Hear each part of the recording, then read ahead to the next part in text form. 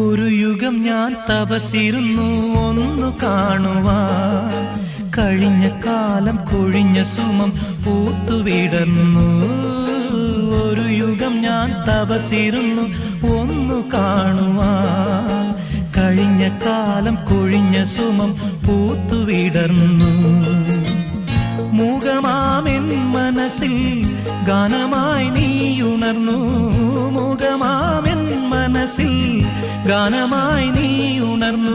ഹൃദയമൃദുല തന്ത്രിയേന്തി ദേവാമൃതം വൈശാഖ സന്ധ്യേ നിൻ ചുണ്ടിലെന്തേ അരുമ സഖിതൻ അധര കാന്തിയോ.